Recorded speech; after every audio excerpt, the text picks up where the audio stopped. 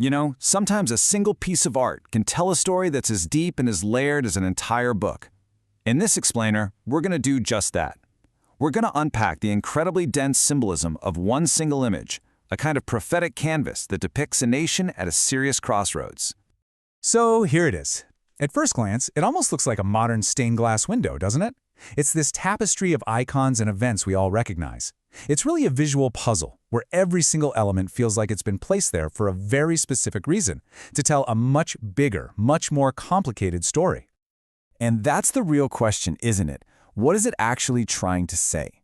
This isn't just a random collection of images. It's an argument. It's a warning. You could even say it's a prophecy, all captured in art. So to really get it, we have to decode its visual language, one symbol at a time. So where do you even start with something this packed? Well, the best place is to go right into the heart of the chaos, with the one event that the entire picture seems to hinge on. And there it is, the September 11th attacks. The artist puts this moment right at the front and center. But it's not just an historical event here. In this piece, it's presented as the catalyst, the moment that everything else pivots around. You can see the sky is dark, it's torn apart by lightning, it's dramatic. So it's crucial to see this as more than just a depiction of a tragedy. Within the logic of this artwork, this is the first harbinger.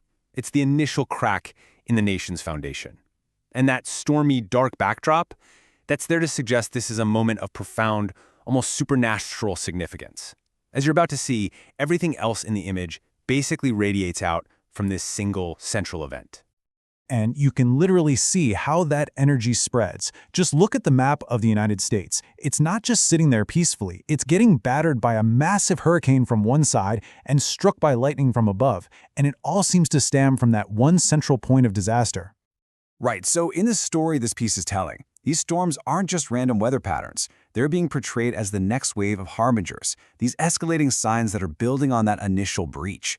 It's a powerful visual metaphor for a nation under siege, not just from outside forces, but maybe from nature itself. Okay, but the artwork doesn't only focus on events. It also takes the very symbols of the nation and completely reinterprets them. Just look at how the Statue of Liberty is shown. She is not a beacon of hope here. Not at all. Her face is grim. It's stony, almost like she's in mourning. She seems to be watching everything unfold with this solemn dread, which totally transforms her from a symbol of welcome into a silent prophetess of warning. And this brings us to what might be one of the most potent symbols in the entire piece, this dead, gnarled tree. Its branches are totally barren, its trunk is withered. And look closely. There are small American and Israeli flags planted at its base. This is no accident. Its placement is incredibly intentional. So in this kind of symbolic language, a dead tree almost always represents a nation that has lost its way, a people whose spiritual or moral foundations, their roots, have just decayed. It's a really stark visual warning of what happens when the source of life gets cut off. Okay, so this is where it all starts to click together. All of these symbols, the calamity, the storms, the decaying icons, they're all being used to build a direct comparison between the United States and another nation from long ago, ancient Israel. And the artist makes this connection absolutely impossible to miss. I mean, look at this. We see the flag of Israel placed directly over the map of the United States. It's not a subtle hint. It's a bold, in-your-face declaration that the story of one nation is being replayed in another. And this parallel, it's woven throughout the entire canvas. You'll see the Star of David popping up in multiple panels, directly mirroring the presence of the American flag. The two sets of icons are literally blended together, suggesting a kind of shared destiny or a repeated historical pattern. So the narrative that the art is proposing is basically this, that just as ancient Israel was seen as a nation in a covenant with God, one that received warnings through calamity whenever it strayed, well, this artwork is suggesting that America is on the exact same path.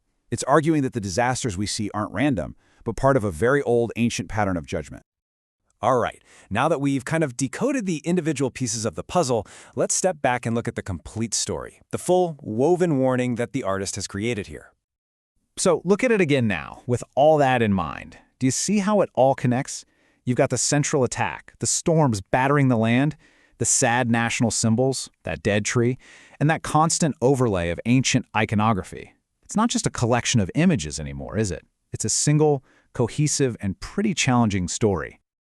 So, if you wanted to boil it all down, the key takeaway really comes in 4 steps. First, you have the breach. That's the initial attack. Second, you have the signs, which are the escalating disasters that follow. Third is the pattern, the realization that all of this mirrors a biblical template.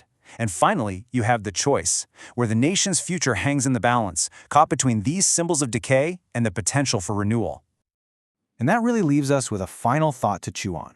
Regardless of what you believe about the message itself, this piece is a powerful example of how art can frame historical events, turning them from news headlines into these epic, symbolic stories.